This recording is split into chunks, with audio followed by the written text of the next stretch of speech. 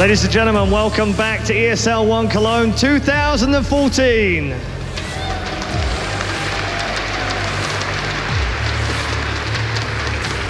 a fantastic crowd down here at Gamescom 2014. They've enjoyed a wonderful game, wonderful day and games of Counter-Strike. 3 down, 1 to go. For those of you that have missed the action, this is how the bracket has panned out. Perhaps not the way you thought your stickers might have been in the right place. I think maybe a few of you have lost out on the games right now. But LDLC going through in Game 3. A little earlier on, we saw Fnatic and Team Dignitas make their way through to the semi-final.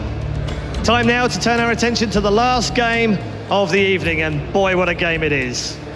Ladies and gentlemen, please welcome to the stage the last remaining American team at ESL One Cologne, Cloud9.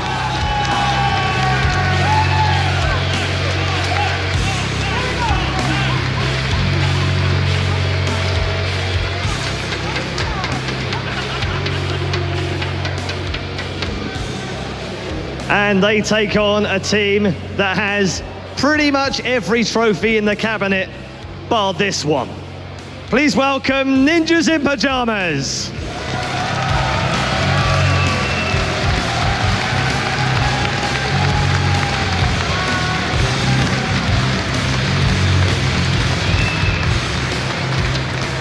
It's time to head over to our analysis desk as the players get themselves set up for our last quarterfinal of the evening. I'm thrilled to say that we have a very special guest on that desk.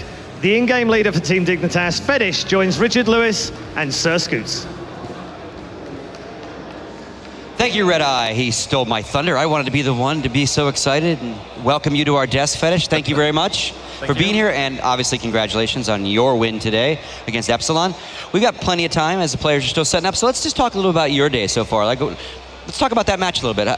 How'd you guys feel going into it, and obviously how did you feel coming out of it? And any key points? Obviously you won it, but even out of wins, there's rounds you learn things on, there's mistakes you look to correct. And like we had some video of you in between every map, and you were definitely the drill sergeant guy, like even after a win, like keeping them very focused, not getting super excited. So kind of walk us through that mentality. Well, we have faced a lot of mental issues in the team. Like we've thrown a lot of stupid rounds, and at Gfinity, we struggled to come back against virtus.pro. We kind of found ourselves down in the slump, and we couldn't really get back into the game after losing on Cash, I think it was. So we've been working a lot on that, and we keep talking about that special thing, because even if we lose rounds, we did that against C9 as well. We lost after both pistols, which we should have won the anti-eco rounds. We lost both of them, and we still did 16-14, and we kind of still threw the rounds away. So still being able to get back into the game and just get like, this is just like practice. Don't get like stage fright or don't think about it. Just play your normal game. So that's pretty much what we just keep on like telling each other. Gotcha. Now we had C9's roster up. Let's bring that up real quick if we can, because obviously you played these guys. They did upset you 16-14 on Mirage, but obviously barn burner of a game. It certainly was not a blowout, and that maybe have been more of a game that in your guys' mind were mistakes you made that caused the loss versus them just dominating. So talk us through, like, come on, bring the roster back up one more time, please. I want Fetish to actually chat me through these players and his thoughts on them. Well, I don't know Shroud that much, and he didn't perform greatly against us. But I think I've played against Sean a few times. They're all pretty good. They're all pretty, like, when we played against them, it felt like it's an aiming team. It's not really, they're not evolved around the strategies. It felt like we could predict them, but they aim, like, they're really good at aiming. And Hiko kind of showed that in that sick round everyone has already seen. So I don't know if there's anything special to say about the team. Like, he's a great AWPer, but I don't think he's like the greatest, but he fills in greatly for the team. And I've known Sean AWPs as well sometimes. Yep. Yeah. Or scouts. Yeah, or scouts. Yeah. Yeah, sorry. That was crazy. All right, well, while we have the rosters up, let's go ahead and pull up Ninjas in Pajamas and let's walk them through them. There we go. Thoughts on these guys? Well, I think that Fiflon has been playing really great at this event. His AWPing has been really good. He's showed that he could play just on par with the FX show, which is like one of the best AWPers right now. I'm impressed by this guy. He takes so much hate, and I think he's a great player. And I don't think that people are right when they say that he's the fault they're like not doing great. Obviously you got Forrest and you got GetRight, both like amazing. GetRight has had bad stats, but they still went through, so yeah, who cares about stats? And Freiburg has been playing really well, and I don't know about Sist. I think he played really well as well on Overpass. I'm not quite sure. Yeah, and speaking of what they've played so far, so in this tournament, NiP beat Wolf, our friends from India, on Dust 2, and then they played the 2 new maps. They played Epsilon on Cobblestone, lost that map, and then they played Hellraisers to get out of group on Overpass and beat them. On the other side, C9 has been much more, standard. They played Dust 2, beat Titan in overtime, and then, very close match with you on Mirage. So we got one team that has played both those new maps, and one team that's kind of played more of the standard maps. Yeah, I don't think we should read much into that. I don't know what C9 has played. Most teams come into this tournament only playing one of them, because you've got to save out all the time, you can just ban. And I don't think, maybe NiP is going to go for Cobblestone again. I don't hope they do so, because they look terrible on it. Especially compared to Epsilon, they just looked as a team that had much better control over the map and knew exactly what they were going to do. And NiP kind of got killed in the back, and it looked like their communication was off. It didn't look like a team that played that map a lot. And actually, Richard, I know you got some stuff to say. I'm going to cut you off. We're going to go right into the map veto, so let's talk about that when we get to the maps. Let's go ahead and look at that veto. I mean, I think, as always, as we said throughout the tournament, I think this veto is going to be key. But this is especially going to be key because this Ninjas in Pyjamas side that have come to this event are not the Ninjas in Pyjamas that we're used to. They've just got back from a prolonged holiday. They were pretty poor at Gfinity. They'd literally only been back from holiday a few days. And they've lost 9 of the last 16 maps, which if I was to tell you that's the best team in the world, I don't think you'd believe me. Now, the maps that they're going to look to try and play on, I've said this a few times about them, they don't want to play Dust 2. They literally don't want to play Dust 2. I spoke to Fifth Lauren at Gfinity, he says we're so weak on that right now. I don't know if you've played them on Dust 2 recently. Here we go. I think they're pretty good on Dust 2, actually. Yeah, I mean, that's what they're saying. They have no confidence in playing that map at all. And the results kind of bear that out. They did beat London Conspiracy at Gfinity, but they actually lost to Fnatic, they lost to Epsilon. I hope they're going to ban Nuke now. Yeah, so we got a Mirage ban. So NiP should... Overpass ban. I think NiP should definitely go for Nuke. I would love to see them on Nuke. But then they're going to start on the T side. But you were saying... Nuke? Yeah, exactly. Yeah, you were saying you think they're the best team on Nuke apart from you guys. Yeah, we always... what you're going to watch in this game, you have to watch how Forest, especially, and I think it exists now. Back in the days, there was Fiflan, but how they take the yard area with just 2 guys and very simple smokes. I'm going to be really impressed with Cloud9 if they can do anything about that, because we can't. They are such a force. So Nuke and Dust 2 is our second map. Waiting to see the sides here. I think that's a very solid pick from Cloud9. I think they've done the homework there. That's a map they can win against NiP right now. I think this pick definitely favors NiP. And then our tiebreaker. Cobblestone for the win, possibly. Oh my. And then Cloud9 has picked CT side if they get that far in the sense of 3 maps. Woo! Oh, dude, this is tough now. I honestly think those maps there, I don't think they're the maps NiP are going to be happy about. You already said Cobble. I wouldn't expect them to win on that in particular, and I don't think they can necessarily dominate on Dust 2. I think that's going to be the deciding map of the whole thing. I think you're absolutely right. I think they'll win Nuke, but I think if Cloud9 win Dust 2, I think they'll go on and win the game.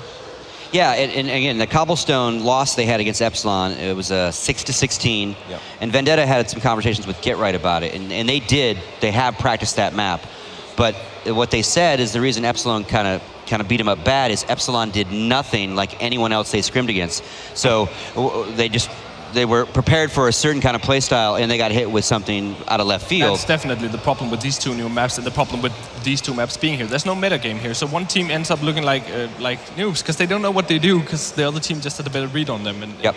Yeah, these maps shouldn't be here. So. And again, I've asked everyone that question. So, like, your thoughts on the 2 new maps? No fluff, in that sense. Well, we only played one of them, and we will run through both of them, and they look okay and everything. But do they play? That's the big question. Do they play, and do they work in competitive play? And I think that this event shows clearly that they don't. You don't just implement them instantly and just hope they run through it. Because it doesn't work like that. Like Overpass, there's massive flaws on that map still. It's so hard to fake on A, and you saw that in the virtus.pro game against Fnatic. Because if you go towards A and you want to make a rotation to B, if you're on the left side of the map, you don't run to B because you can't get there in time. So the maps needs to be fixed a bit. Yep. All right, so let's talk about that first one. So it's going to be Nuke with C9 starting on technically the favorite side, CT, but we've also seen that's depending on what day of the week it is, you know, it's a T-sided map. You've got to say, though, that NiP are going to control this. There's no doubt. This is a map that they can play in their sleep. Before Henrik and his boys stepped it up, I think everyone would tell you that NiP were the dominant force on Nuke. I don't know how you did it and kind of took it to the next level, where you are the undisputed kings, but I mean, you even said you took that crown from NiP yourselves. Well, I would say it the other way around, because it's nice and everything that everybody calls us the kings of Nuke because we beat Titan because we started on CT, but that's not the true story. Whenever we play against NiP, we always get our ass whooped, because you're going to have to watch this. GetRight is going to stand behind the door and he's going to spray it a few times, and he's probably going to get a few kills because he knows exactly where he's going to spray it. And then two guys are going to go yard, and Forrest is going to be, if he's on form, he's just impossible to play against. The amount of times I've gotten one-shots by him on silo is just, I hate him. All right, well, there you have it. We could have another upset in the making here, or, you know, the rankings could hold true. We're going to find out right now. This time at our desk, we've got Anders, and Steel is back joining us. So Anders and Steel, take it away. Thank you very much, Scott, and welcome back, ladies and gentlemen, to the caster's desk. We are at the ESL One Cologne 2014 tournament, and we have an absolutely brilliant, it's the last quarterfinals here, Steel. It is going to be Cloud9 and NiP. I think this might be the highlight of the day, don't you think? It might be. I mean, this is the last American hope out there, and this is NiP, the arguably best team in the world. So it's going to be a huge game. Yeah, arguably the best team in the world, but also a team that's been struggling a little bit in the past. Actually, I would say even struggling a fair bit. I think the core problems in NiP extend a little bit beyond just having a few bad tournaments. It feels like some of their key players aren't functioning exactly like they should.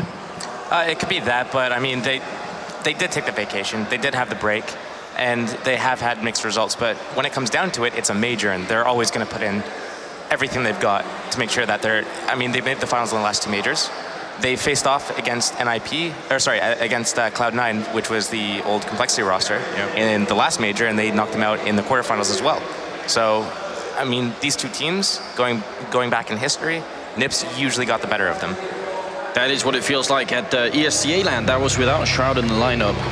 Complexity did win, but you know, that's always a little bit different. We're going to go into the game right here. It will be NiP starting on the terrorist side of Nuke, and it's going to be Cloud9, the North American team, starting on the counter-terrorist side. Obviously, the much more favored side here on this map.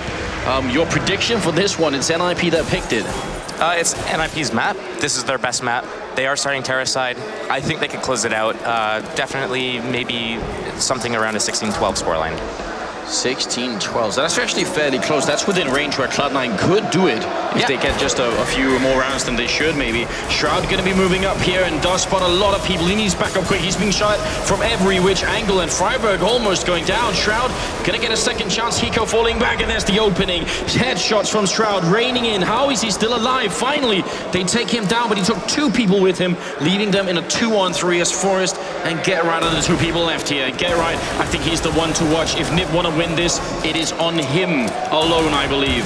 It's going to be Forrest to take out Semphis, and now it's a 1-on-2 for Sean Gaz here. Oh, and how does he even... They got a lot of time here. He's walking in with the USPS, and he's thinking he's spot the face of one. Forrest is going to survive for another day, so Sean looking to reposition himself. NiP can do whatever they like in this position. Sean takes the peek once again, doesn't actually connect with the bullets, and they're gonna, instead of just going downstairs and planting, they're gonna wrap around to try and kill him. They want to make a statement in the first round. No bomb plant, just brutal murder here, and Sean goes down. GetRight will pick up the kill, and that is a very good start. Great patience there by NiP. I mean, they got it into... They were at a disadvantage. They were playing like 2v4, GetRight got a kill, Force got a kill, and they brought it all the way into a 2 versus 1. Instead of just kind of rushing up the ladder, getting into the bomb site and going head on, they took their time. They had 40 seconds left on the clock. GetRight took the bomb. He went all the way around to the hut. Forrest kept just distracting, just peeking out, poking out his head a little bit, not going out too far. And then GetRight got the flank. It was beautiful play. A much needed pistol round for NiP if they want to secure a lot of T-side rounds here. could have worked out very differently. Shroud starting off, I mean, I don't even know how Shroud ended up surviving that long, but the fact that he did picked up those 2 kills as well. NiP stabilized somehow. That's a pretty good start. Exist gonna take down nothing. Really scary thing on Nuke, would you agree, is this anti-eco round. And actually, as we say that, Sean will pick up the Deagle headshot on Fiflaren, so a quick trade. And this is actually a pistol armor buy here from Cloud9, so they're fully invested in this round, and it looks like NiP is doing a relatively decent job of actually keeping all their numbers up. They did lose Fiflaren, and they are low health on Exist over there, but they still got most of the players, and they are taking upper bomb site control. So Semphis looking for that headshot there. Could have been great if he could have got it, but you're right, NiP are doing a fairly good job staying alive here. Exist is going to be sneaking all the way down and gets caught by Sean. So now it's actually looking a whole lot better for Cloud9. Winning the round's a different matter because the bomb's already down and they don't have a kit or any grenades, but they can do more damage or even save the Galil and armor here. saving the Galil would be a crucial play, and you know what? I don't even think it was exactly necessary for Exist to actually jump in the vent there at that point in time. No, he could have just held it, trying to see if they knew there was someone in vent, they could have maybe just forced him out eventually. We'll see if it's gonna affect the game later on. Of course, Cloud9 saving Galil armor actually is a pretty big deal. What's going on with Forrest over there? Is he lagged out? Yeah, it looks like something's wrong with his computer, so they're gonna quickly pause it. All right, well, we get a little bit of time in the meantime to just discuss the map, because, you know, I would agree that NiP probably should be able to take this map on Nuke here. They are a really strong team. Used to be, I would say, the best in the world. I'm not sure I can really say that any longer, but they're definitely, you know, in the top three They're definitely still up there. I mean, I would have put Titan up there, but, I mean, Titan's T-side got completely annihilated by Dignitas, so you'd have to automatically put Dignitas up there. Yeah. But I still think, at the end of the day, NiP has been so consistently good on the map for such a long period of time that they still reign, they still maintain that title. They just have to. Well, and then the second map goes on down to Dust 2. Dust 2, yep. Which is gonna, I mean, Dust 2 is always a really hard map to predict. Cloud9 is good at it, but sometimes it feels like almost any team can be good if they get the right kind of opening. Yeah. It's definitely a map where looser playstyles are good, and that's what Semphis' style of calling is, and that's what Exist's style of calling is. So I think there's an equal chance for both teams to kind of win that map, but it's going to come down to individual performances. Is Get Right going to go on fire? Is Forrest going to get a bunch of one-shots? Is Shroud going to impress the audience as well as Nothing and, I guess, Hiko?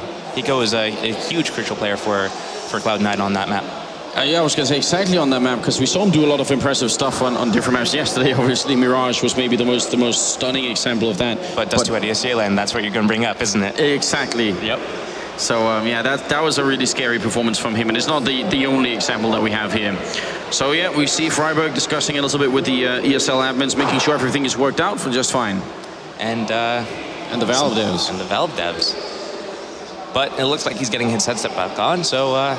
They're saying, is it really a random function that made us get over cobblestone again? Is it truly random, or is it more like, you know... I've said my piece. I'm staying out of this. That's a very politically smart thing, I imagine. I've been doing that a lot since my tweets earlier today. Well, which were also fun. Speaking of tweets, if you do want to get in contact with the hashtag at ESL One, and it's at Josh Nissan, right? Yeah. For Twitter for me, and for me it's on Fire Anders. You're free to hit us up on Twitter, and we'll reply as kindly as we can.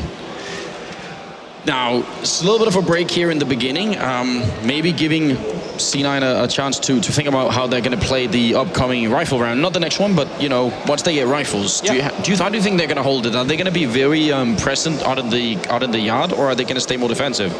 Honestly, just judging by how they did their pistol round there, they might try to get maybe a second or even a third person on outside, kind of shut down NiP's presence. I mean, everyone knows it's not any news that Forrest jumps up onto that outside. I call it Twinkie. It's also called Yellow because it was yellow in source, but that place up there. The marshmallow. The marshmallow. So Forrest always goes up here.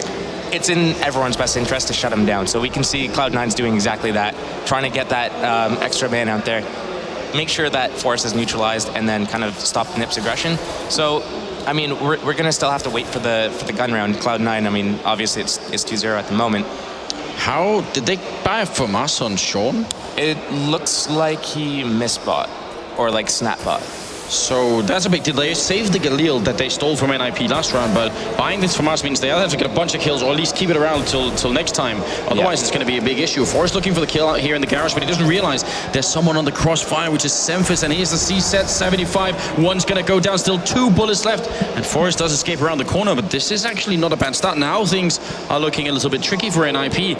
Forrest going to look for a different angle, trying to get the kill here, but he goes down to Sean, so now the FAMAS is looking much better, and there's nothing picking up Freiburg, and it's going to be just get right left here. Picks up the 1, and he's going to go down as Semphis with a very important double kill, and an accident turned into something quite good. Yeah, definitely. That was a great momentum shift as well. I mean, they got their round early. That means that they're going to have max economy right now. They have, you know, $3,000 in the bank after they've got all their weapons, but we can see that NiP's not giving in either. Like, they're not going to just give up that round. And just to make clear to all the new viewers and the newcomers to the game out here, there's really no such thing in this game unless you're a complete madman, such as just buying a random rifle and hoping that works out, because you do tilt your team's economy if you do. For sure, you want to buy together as a team. That's the best way of to ensure that you win.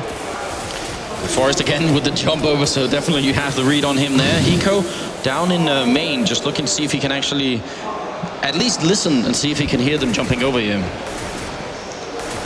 Oh, ooh, that's a good shot. All the way down to 13 for Exist, and NiP, they do make their way down. Forrest finally gonna slide off the ledge there, and nothing. Quick jump there, grenade to follow, and it's not gonna connect with Exist. That could have been beautiful if he had walked right in. Molotov to follow is gonna force nothing back, and he's not gonna close the doors. He's just waiting for them to come in. Still plenty of time for NiP to make up their minds.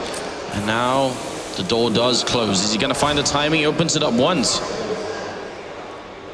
No rotation really happening for Cloud9, so it's really nothing, and I think one guy with the vents help building out right now. Gerard takes a little bit of damage, and Freiburg goes down, and he's usually the entry fragger for NiP, so that's a very important kill for C9 to pick up. Second one, Forrest taking some damage, and finally they deal with nothing, and there's going to be Forrest taking down Semphis.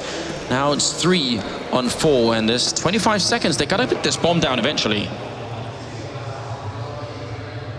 Hiko, timing is perfect, looks into the heart. Flaren goes down, and now a 3-on-3. Shroud looking for the kill here. Mid-air, Forrest does go down, drops the bomb as well. 10 seconds left, and it's going to be Exist who was shot down to low health so early, and this will be Shroud picking up a really great triple kill from 3 different angles. So you said Shroud was another guy to look for to maybe impress the audience, and it's a decent start for him. It's a great start for him. I mean, he's at the top of the scoreboard for his team there, but another thing we have to look at for that round is that came down to NiP getting down secret with the majority of the team. They left Flaren in lobby to kind of flank. It all came down to gun duels. Nothing was just in a duel. He got 1 kill and got traded down. NiP had the right idea all the way until the end there, where basically Cloud9 got the advantage, the one-man advantage, and from there, NiP was looking left, right. Where do we look? We don't know. And that's what you have to do on this map as a terrorist, but it's inherently CT-sided. Cloud9 should be picking up these rounds, and I wouldn't be surprised if they pick up another at least 8 more rounds in the half. Yeah, so something like 10-5 would be a reasonable thing.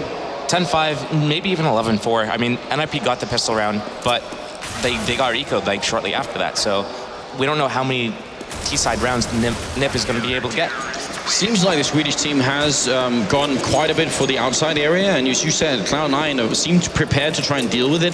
They did let them downstairs last time. I mean, do you see NiP trying for like something like a straight A rush? Is that worth it? It's definitely worth it from time to time, but what you want to do is you want to figure out how your enemy's setting up on their counter-terror side. If Cloud9 is opting to send a lot of people outside to kind of invest a lot of presence outside to shut down Forrest, make sure that NiP can't take outside control, then NiP could just say, you know what, they're stacking outside, let's just do an inner rush. And that could absolutely work.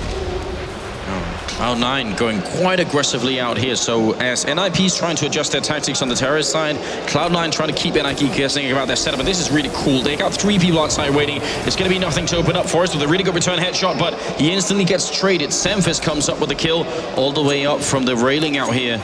And now flashbangs are going to rain in through the ceiling windows here, and they're going to go for it out. The hot Shroud can't see a thing. He's still going to pick up the kill. Exists with a return. It's a 2-on-3, and they're going to get another one in here. Get right with the one. He goes down. No, he's alone, in fact, in a 1-on-2. A lot of time, but he doesn't control the bomb. He's going to make his way out, and Hiko might get a little bit anxious here if he goes for the peak. Normally, Get Right would be the perfect guy to have in a 1-on-2 like this. Exactly who you'd count on to end up with a clutch here. 40 seconds left. He wants them to make the first move, make a mistake and make it a 1-on-2, and then try and see if he can get it all the way home here. Hiko gonna take a walk in. Get Right misses the headshot, and Hiko picks up a double kill. Do you think that was the right way of playing it from Get Right, waiting for Cloud9 to do something?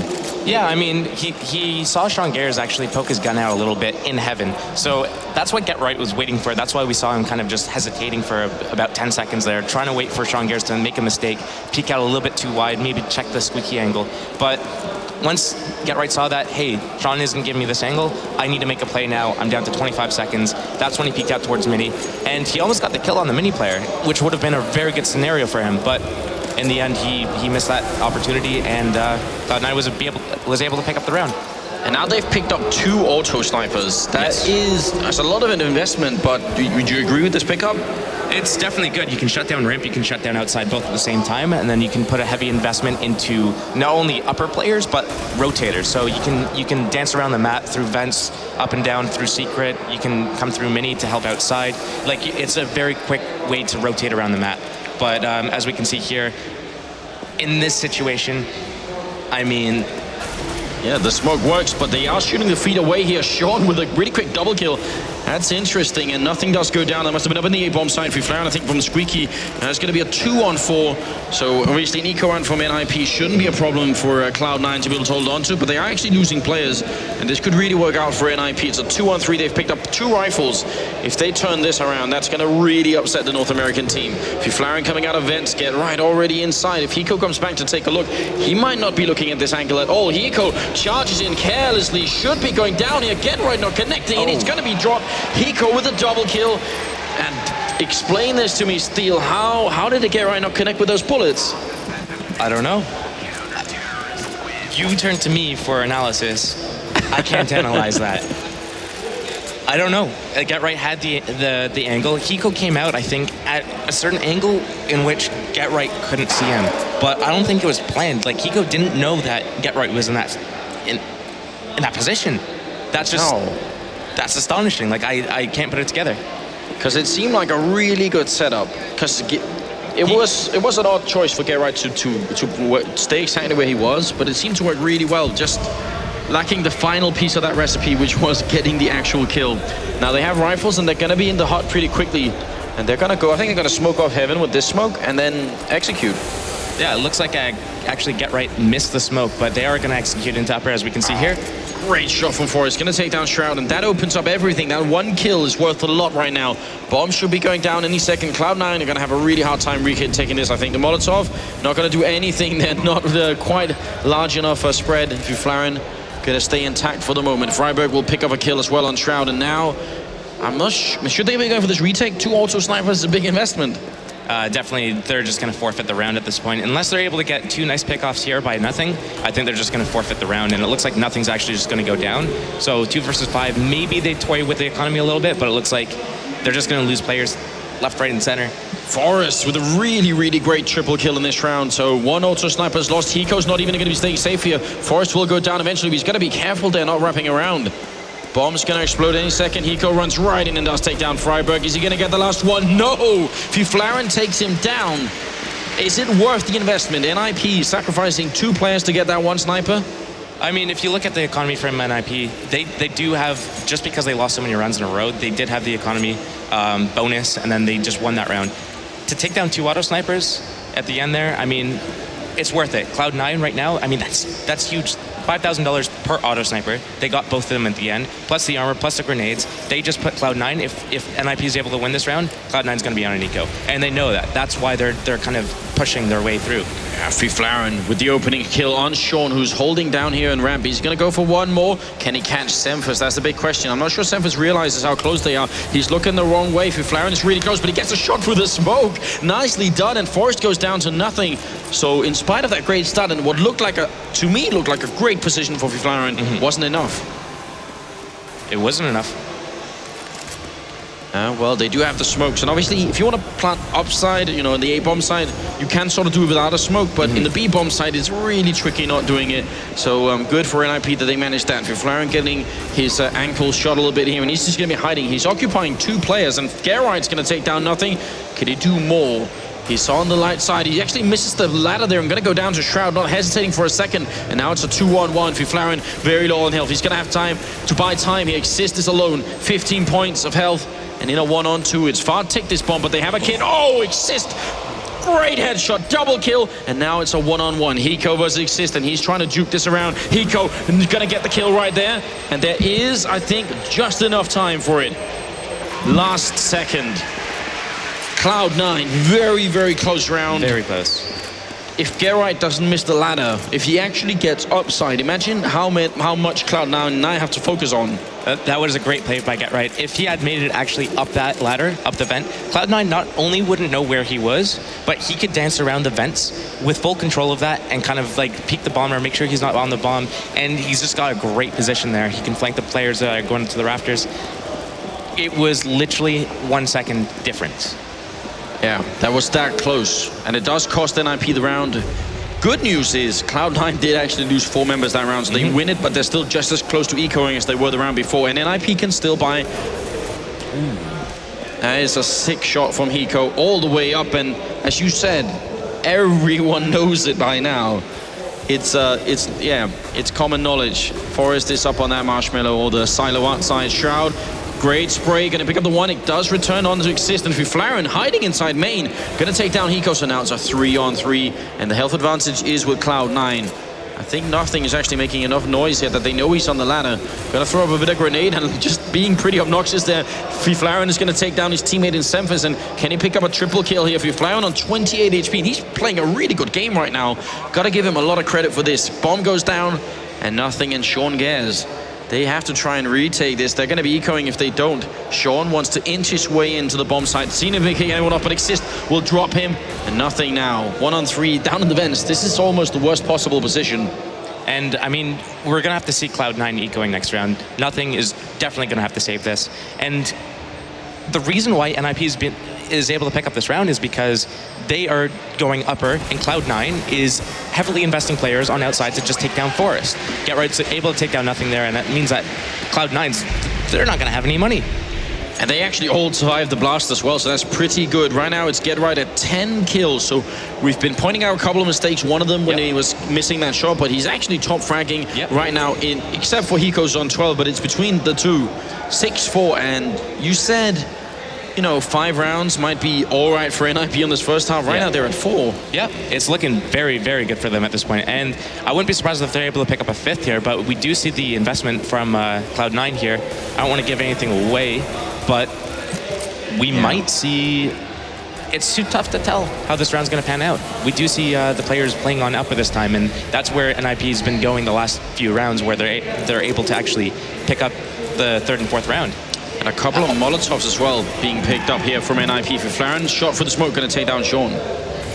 That's a good start for NiP. And they just threw a Molotov at... Oh, that's a spam through the... Yes, it is. Right through the door into main. Hiko gets found. It's got to be frustrating because they did invest into an M4 and even a Max 7 here. And right now, nothing has come of it. They've not even done any damage at all to NiP. We'll see, can they find at least a couple of kills here, preferably even steal an AK. They need some sort of return on the investment they just had. Otherwise, NiP could actually tie the score. They could make it 6-6 right now. It's a pretty big gamble that Cloud9 just did, and right now it seems to be backfiring. Semphis walking out of heaven, does spot Exist out here, takes the fight, but there's someone right underneath him. And Semphis could have gone down. Forrest just inching his way up, gonna come charging with the AK. It's Exist who gets the kill on the other side, but I guess, if nothing else, it was pretty confusing. Nothing, takes down Freiberg, picks up the AK, and tries to spam through the floor then. You can actually do that, but I don't even think that angle you can, and Fiflaren will take down another kill here. That's a triple in the round for the Swedish player, and that's 6-5. Nothing's having flashbacks back to 1.6 when you could spam through that. Yeah, that's true. I think if you're doing it at a straight angle, you probably can, but the angle really matters here. It does minimal damage now post update. I think the update it was two months ago that came out that they nerfed the spamming. it does like 2, 3, 4, 5, 7 damage max per hit. You have to really commit to it. You have to hit them with 20 bullets in order to kill them if they have full health. So it's really not worth it. All right. So this force up that Cloud9 just did, we know now that it wasn't a good idea because they ended up losing it. But at the time, do you think that was the right call to make? It depends on how you're going to set up. I mean, NiP was doing this heavy upper style, like going out upper, and it was basically countering Cloud9 because Cloud9 was heavily invested into outside. So right there, what Cloud9 decided to do was put 3 players on upper.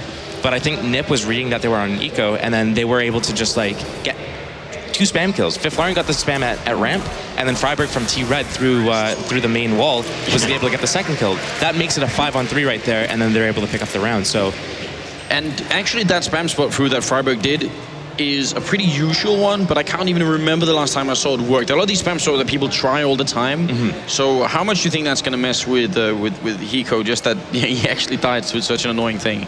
I mean, Hiko, he's top fragging for the team. He's the one doing all of the work for Cloud9. Not all of it, but most of the work for Cloud9. And for him to go down to that, it's crushing. You're just like, okay, well, I didn't even have a chance at this round.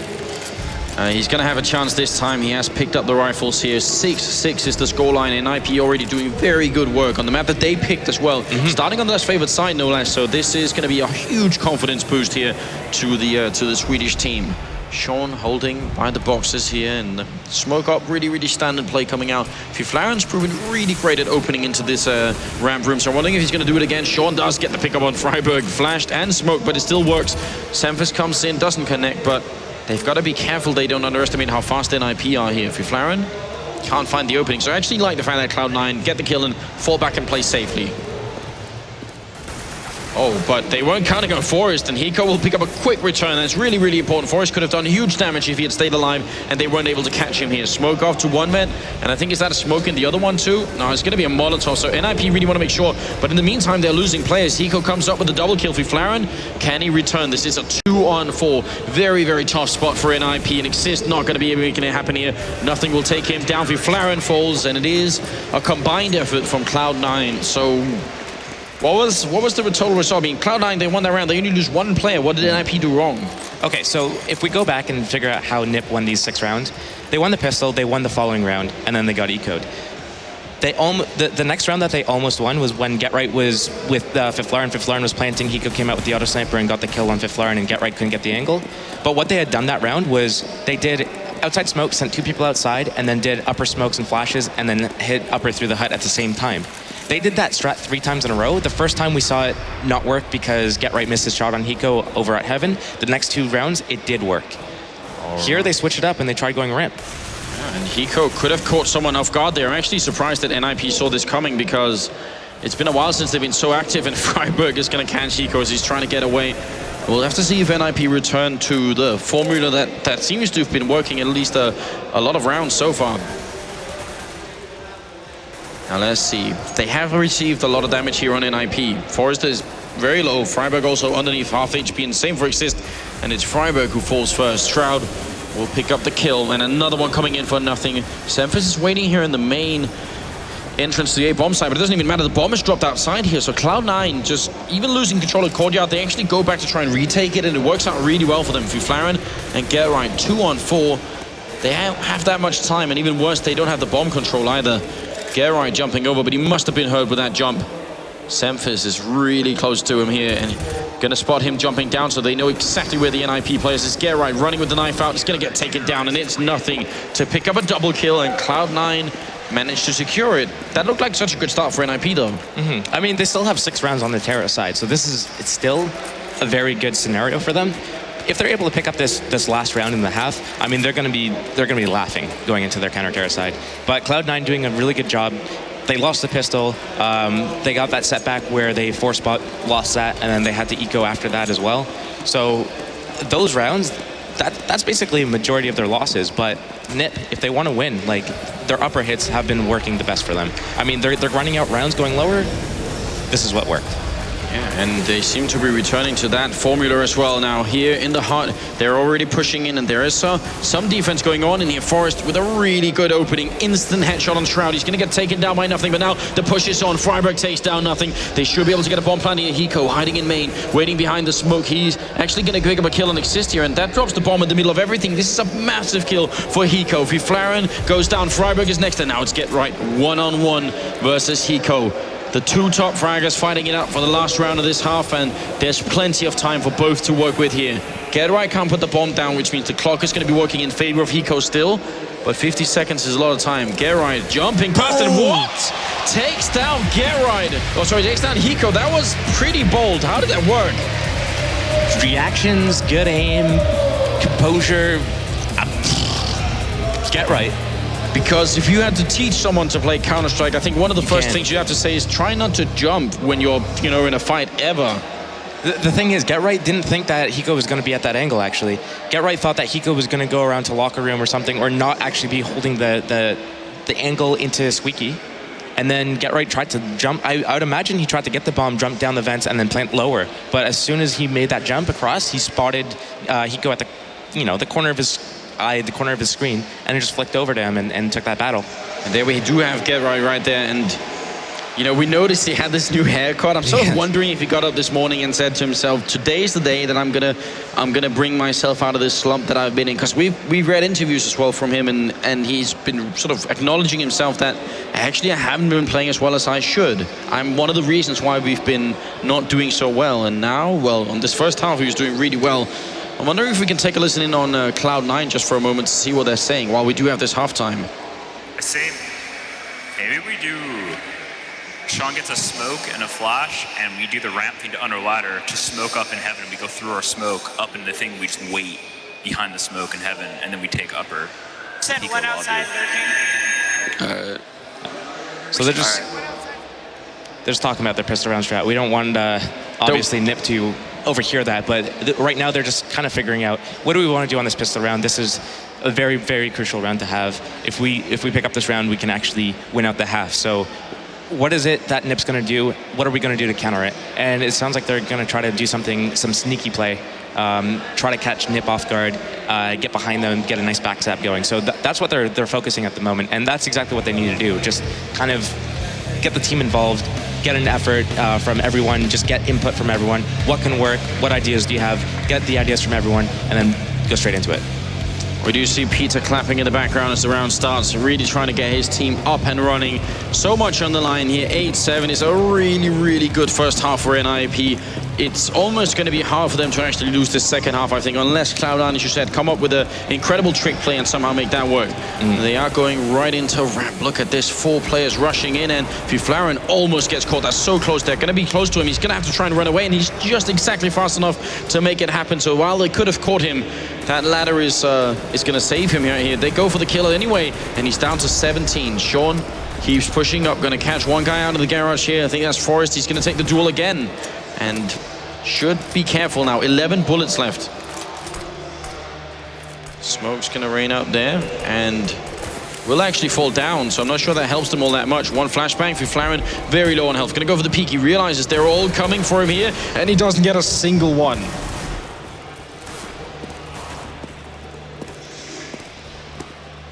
Now Freiburg down towards the vents. That's a really nice headshot. Can he pick up another one here? He does before he finally gets taken down, but Shroud with 2 in return. Tries to jump down as he's almost getting backstabbed here by Get Right, who did pick up nothing now. A 1-on-2. And Get Right flashing in once. The bomb goes down, so that's the first victory for Cloud9. They get the $800 bonus, but they want more than that. They want everything. Get Right waiting for them to peek up here. Sean gonna come in here. He's very low on health. I'd actually want him to stay out of this fight.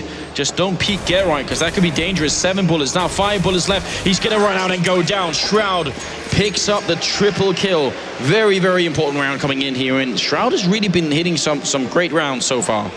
Yeah, he's definitely keeping his composure. This is his first actual international stage, one of his first actual LAN events in general. And he's definitely keeping his his head cool. He's not freaking out during the clutch situations, especially against Get Right. But we saw Cloud9 actually talking about that strat. I think what they wanted to do was throw the smoke where it would land on the rafter. They would get up into heaven and then wait, and then attack from heaven and the lobby at the same time when the smoke cleared, with like flashbangs coming through the top. But the smoke missed. They went up heaven anyways, and they ended up winning the round regardless. But it looks like NiP is just going to be on an eco here, and Cloud9 knows this, so Cloud9 is just going to take this really slow, make sure that they can get into very good positions, but Get Right's in a great position. I've actually died to Get Right in this position, and I was just blown away that it even exists. I had no idea. And we'll have to see if Cloud9 have figured it out. Can't give anything away here, but it is definitely doesn't look like he's aiming anywhere near at the moment. 9-7.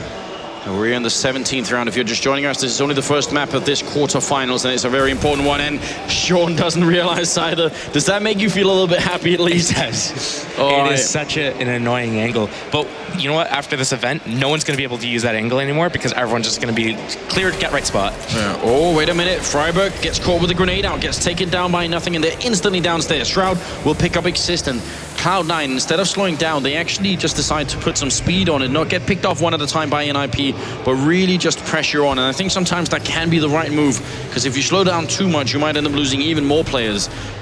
Forest goes down. Gerai still has that stolen Galil that he took from Sean, and actually a defuse kit as well in a flashbang. So it would be great time to get an defuse in if it was possible. Friflaren very low on health, and Gerai not really attempting it.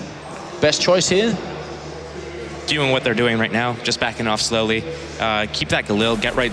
I mean, that's a huge investment right there. That's exactly what they want to do. Well, we'll have to find out if it's going to be working out. Friflaren still has armor, so there's still money. I mean, if you look at the actual inventory here, there's $4,250 on NIB combined, so it's definitely worth saving, something they can use later on. One of the worst things that can happen on this CT side is if you end up ecoing too much, and that's exactly what Cloud9 would love to have happen if they could. They could force one eco here once NIP pick up rifles. Is that enough to take the victory, do you think? I mean, with NIP on the CT side, even if Cloud9 gets to like 13, 14 rounds, just by, you know, getting this next round in, getting the first gun round just by surprise, it's counter-terror side of Nuke. NiP's best map, the arguably easiest side on, you know, counter-terror side on Nuke is the easiest thing to rack up as many rounds as possible. It's not over until it's over. Like, you can't just say, oh, we've got 14 rounds, we're on terror side Nuke, we're gonna win. Because you can come back from, you know, 14-0 and win. Well, we've seen this before. The match between Dignitas and Titan yesterday was a pretty good illustration of a 14-1 first half in favor of Dignitas, so it is not over till it's over. But this time, NIP really do not have the weaponry. Friflaren saved the body armor and the 5-7, and already he's down to 13 health, so that's a little bit unfortunate. And NIP actually stacking up towards the ramp here. I mean, I guess they have to gamble somehow. If they spread themselves thinly like they would in a normal round, might not exactly be the best idea. And Gerai catches just a bit of a shadow of Semphis and does only a tiny bit of damage to him, not quite enough for the kill. Sean getting almost shot in the back there, gonna go for the kill on Freiburg anyway. Trying to control the spray, but not connecting quite enough. Still gonna work out just fine for Cloud9 here as nothing opens up onto Freiburg. In the corner, actually, Forest, what a great double kill. And Exist is gonna take down Hiko. Forest eventually falls, but this is really dangerous for Cloud9. This could be devastating for them here in the second half. Semphis can't pick up the kill, but he's now has to have to reload, and they can't punish him for it, but the bomb, 3-on-2 here. It will go down. NIP have the kit because Gerard still saved it, so saving the kit here could be everything. Exist goes down, and now it's a 2-on-2. Friflaren is coming up downstairs, and actually Gerard's down here as well. They thought it was the B-bomb side. I think that's the only reason why Exist pushed in through Squeaky first before his teammates were able to, you know, be in a position to do anything. But it looks like Getright's just going to come up the ladder and die, and Friflaren's going to follow suit. So Cloud9's going to be able to pick up that round. And that was essentially an eco round from NIP. I mean, Getright saved the Galil, Friflaren had armor, but essentially it was an eco round. Yeah, I think it's in the movie, I think in one of the Speed movies where one of the bad guys quotes or is said to, just says, I think, what's that quote? Assumptions is the mother of all screw-ups. That one assumption that it was the B-bomb side, that they could have actually lost them the round. Yeah. I don't know that movie. I don't know that reference, but yeah. Feels like it. They do actually blow up the squeak door, and then they don't actually commit to it. Normally, if you explode that squeak door, that seems to me like it's a sign it's going to be a pretty big push towards the A bomb side. That's exactly why they did it. Because they're not going there. It's called a fake. It's this whole new meta. But this fake is taking so long that surely by now NiP will have decided, you know, actually nothing as much is happening, and they do have Get Right spotting out here, so now they definitely know that there are a lot of people outside. But what it did is it pulled NiP out of the position, so it let Cloud9 essentially get downstairs without taking any damage. We see Sean Garrett took some damage there, but he wasn't going with the rest of his team at that moment. So the fake worked. It pulled NiP out of position. Cloud9 was able to get into the positions that they wanted, and now they're able to kind of, with this new control, without taking any casualties, with using like, you know, a couple smokes, flashes, and grenades, they're able to actually be in this position at the moment where they can actually win the round.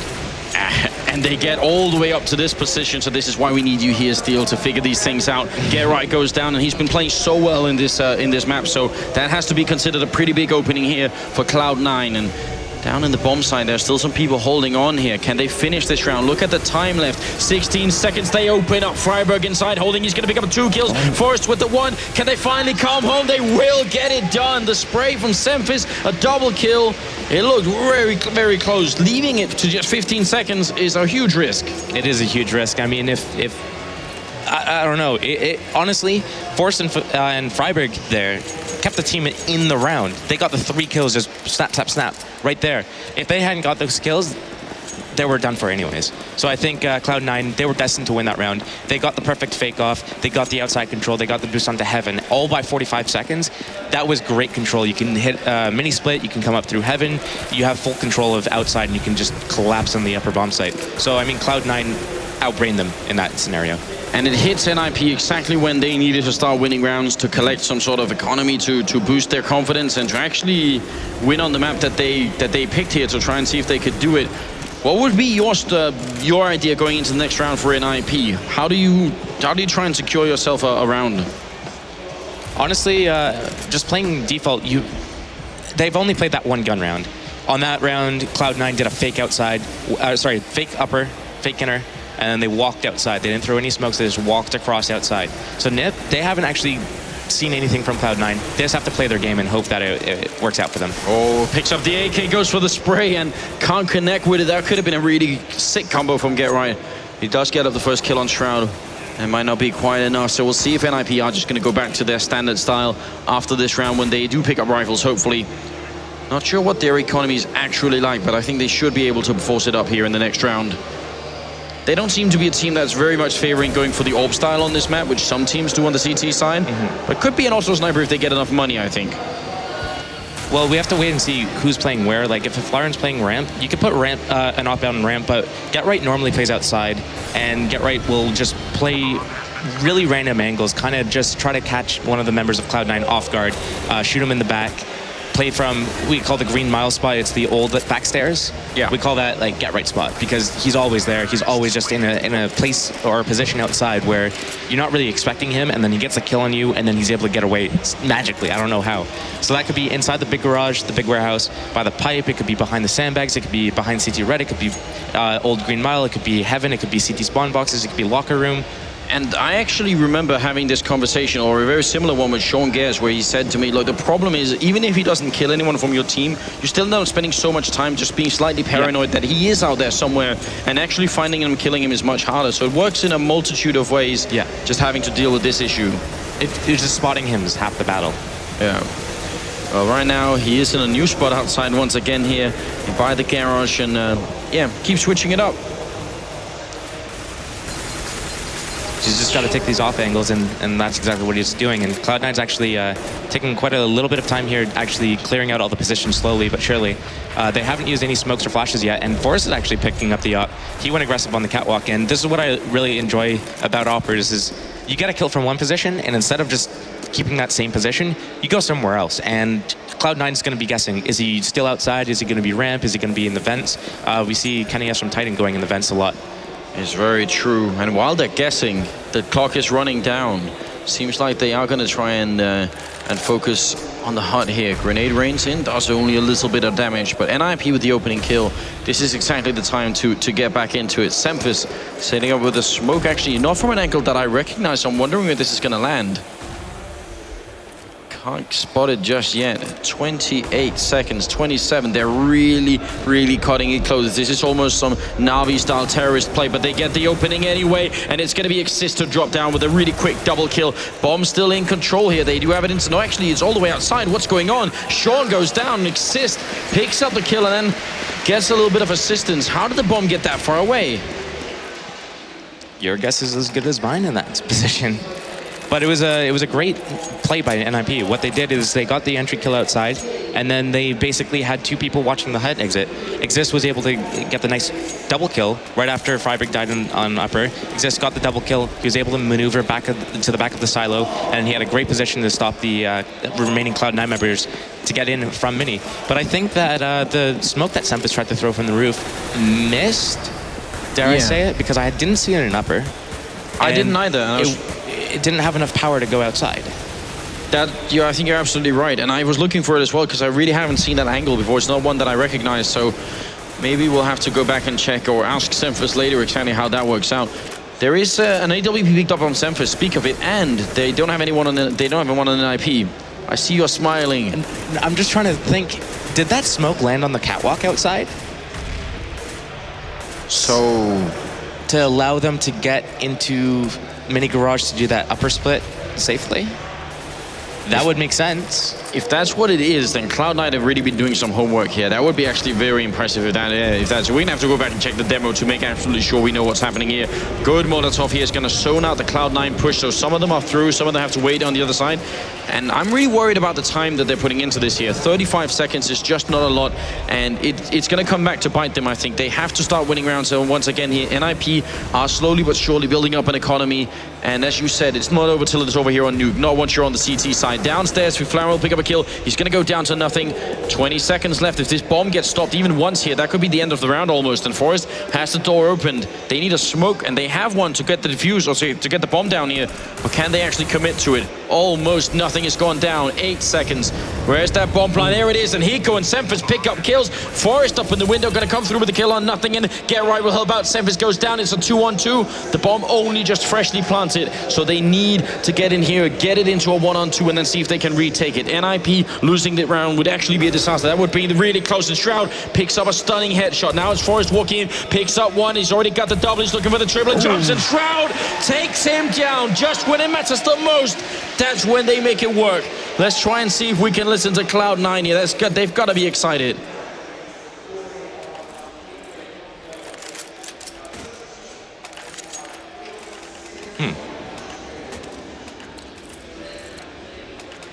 All right, no listenings, or they're not saying anything, but it seems like it. Fair enough, we'll keep that to a minimum then. 14-8, 23rd round. NiP on an eco steal. It seems like Cloud9 are very close to making this work. Yep, they are. This is not what I predicted. It's not what I thought at all. Actually, that round got really close. If Flaren got a second kill on that position, or even if Get Right was able to get a kill on Shroud there at the back of the silo, Shroud did a really good job. He got both those last 2 kills. He was able to keep his composure. He didn't peek out too wide. He didn't overextend at all. So he was able to do a very good job of actually clutching that round. Sean outside here, looking for the headshot on somebody. Going to be walking down in towards Secret, and NiP, without winning an eco round right here, they're going to be fighting for 7 rounds in a row to extend to overtime, basically. It's quite a lot of pressure on them, considering that this was their map pick. It's not like they can't win Dust 2, because they definitely can. Yeah. But it does stack the odds against them quite heavily. Yeah. Eco with the 1 spray down, and Exist with a quick return onto him, so that's something. But is it going to be quite enough? Get Right walking around, and they will take down Fiflaren in that hot. So 2-on-4. Bomb is about to be planted as well, and Get Right will pick off nothing.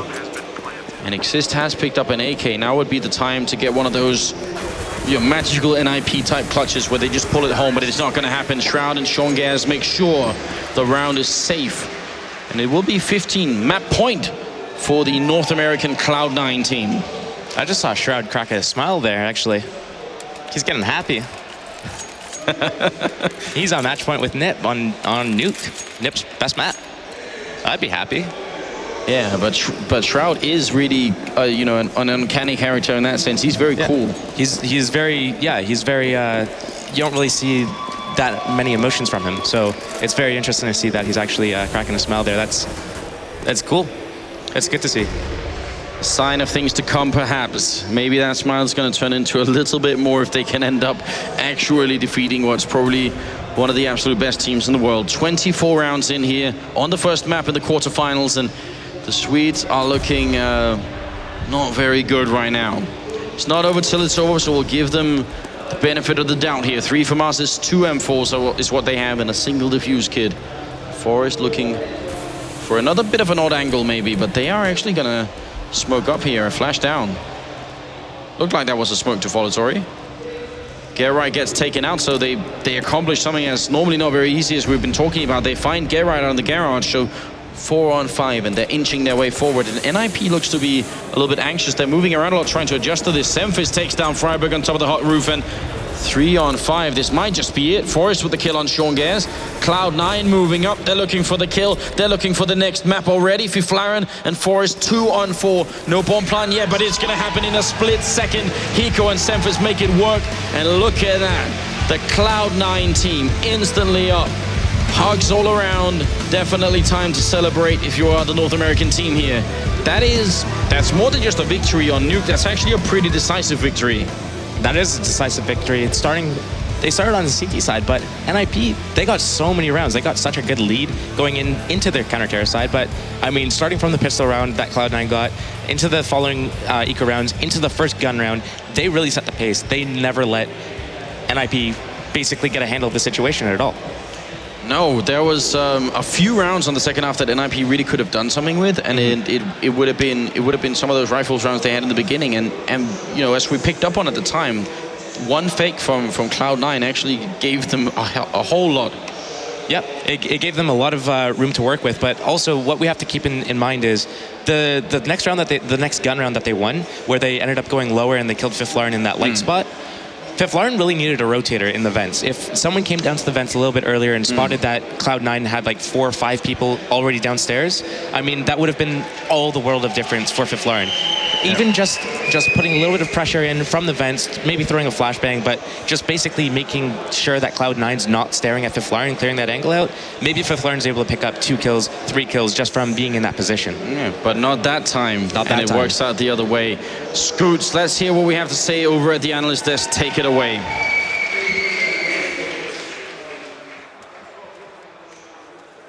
Wow.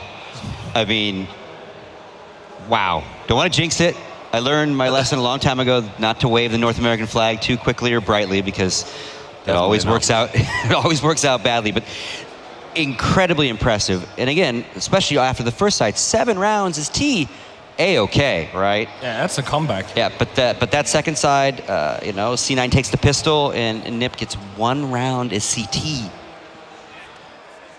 I know, like, we're all like, what do you say, right? Like, don't you start wigging out on us. If you haven't got the answers. Let's pull the stats up. Let's see how the stats looked out right off the bat here. But again, impressive first map by C9, no doubt.